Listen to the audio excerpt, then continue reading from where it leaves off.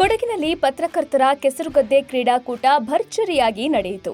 ಕೊಡಗು ಜಿಲ್ಲಾ ಕಾರ್ಯನಿರತ ಪತ್ರಕರ್ತರ ಸಂಘ ಹಾಗೂ ಕೊಡಗು ಪ್ರೆಸ್ ಕ್ಲಬ್ ಸಹಯೋಗದಲ್ಲಿ ಈ ಕ್ರೀಡೋತ್ಸವವನ್ನು ಹಮ್ಮಿಕೊಳ್ಳಲಾಗಿತ್ತು. ಮಡಿಕೇರಿ ಸಮೀಪದ ತಾಳತ್ ಮನೆಯ ಮಲ್ಲನ ಬೆಳ್ಯಪ್ಪನವರ ಗದ್ದಿಯಲ್ಲಿ ಈ ಕ್ರೀಡಾಕೂಟ ರಂಗು ಮೂಡಿಸಿತ್ತು.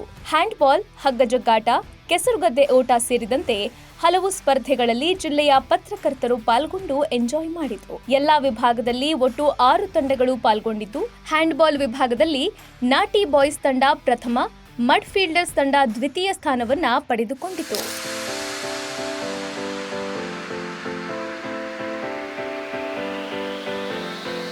ಇನ್ನು ಹಗ್ಗಜಗ್ಗಾಟದಲ್ಲಿ ಮಡ್ ಫೈಟರ್ಸ್ ತಂಡ ಪ್ರಥಮ, ನಾಟಿ ಬಾಯ್ಸ್ ತಂಡ ದ್ವಿತೀಯ ಸ್ಥಾನವನ್ನ ಪಡೆದುಕೊಂಡಿದೆ. ಕೆಸರುಗದ್ದೆ ಓಟದ ಮಹಿಳಾ ವಿಭಾಗದಲ್ಲಿ ವತ್ಸಲ ಎಸ್ಆರ್ ಪ್ರಥಮ, ಬಿಆರ್ ಸವಿತಾ ರೈ ದ್ವಿತೀಯ ಸ್ಥಾನವನ್ನ ಪಡೆದುಕೊಂಡರು. ಪುರುಷರ 40 ವರ್ಷ ಮೇಲ್ಪಟ್ಟ ವಿಭಾಗದಲ್ಲಿ ಗೋಪಾಲ್ ಸೋಮಯ್ಯ ಪ್ರಥಮ, ಅಜ್ಜಮಾಡ ರಮೇಶ್ ಕುಟ್ಟಪ್ಪ ದ್ವಿತೀಯ ಹಾಗೂ ಪಾರ್ಥ ಚಿಣ್ಣಪ್ಪ ತೃತೀಯ ಸ್ಥಾನವನ್ನ ಪಡೆದುಕೊಂಡರು. ಕಿರಿಯರ ವಿಭಾಗದಲ್ಲಿ ಇಸ್ಮಾಯಿಲ್ ಪ್ರಥಮ, ದಿವಾಕರ್ ಜಾಕಿ ದ್ವಿತೀಯ ಹಾಗೂ ನವೀನ್ ಡಿಸೋಜಾ ತೃತೀಯ ಸ್ಥಾನವನ್ನ ಪಡೆದುಕೊಂಡಿದ್ದಾರೆ. ಕಾರ್ಯನಿರತ ಪತ್ರಕರ್ತರ ಸಂಘ ಹಾಗೂ ಕೊಡಗು ಪ್ರೆಸ್ ಕ್ಲಬ್ ವತಿಯಿಂದ ಇವತ್ತು ಕೊಡಗು ಜಿಲ್ಲೆಯ ಎಲ್ಲ ಪತ್ರಕರ್ತರಿಗೆ ಇವತ್ತು ಕೆಸರುಗದ್ದೆ ಸ್ಪೋರ್ಟ್ಸ್ ಅನ್ನು ಹಮ್ಮಿಕೊಂಡಾಗಿತ್ತು.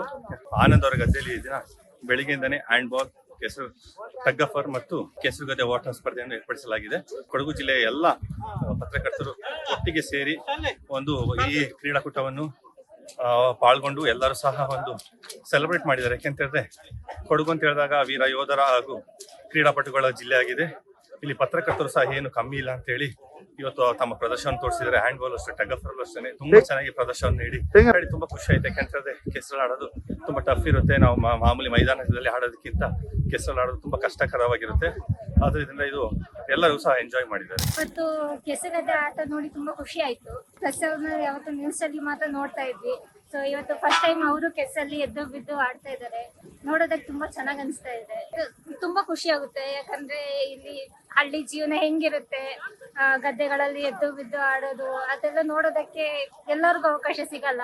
ಇದು ಎಲ್ಲರಿಗೂ ಒಂಥರ ಚೆನ್ನಾಗಿ ಅನ್ಸುತ್ತೆ. ಒಟ್ನಲ್ಲಿ ಸುದ್ದಿ ಸಮಾಚಾರ ಅಂತ ಫುಲ್ ಬ್ಯುಸಿಯಾಗಿರ್ತಿದ್ದ ಕೊಡಗಿನ ಪತ್ರಕರ್ತರು ಮನರಂಜನೆಗೆ ಅಂತ ತಮ್ಮ ಸಮಯವನ್ನ ಮೀಸಲಿಟ್ಟು ಸಖತ್ ಎಂಜಾಯ್ ಮಾಡಿದ್ರು.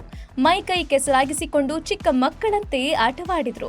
ಇನ್ನು ಈ ಕ್ರೀಡಾಕೂಟ ವೀಕ್ಷಣೆಗೆ ಬಂದಿದ್ದ ಪ್ರೇಕ್ಷಕರು ಕೂಡ ಪತ್ರಕರ್ತರ ಕೆಸರಿನಾಟ ನೋಡಿ ಮಸ್ತ್ ಮಜಾ ಮಾಡಿದ್ರು.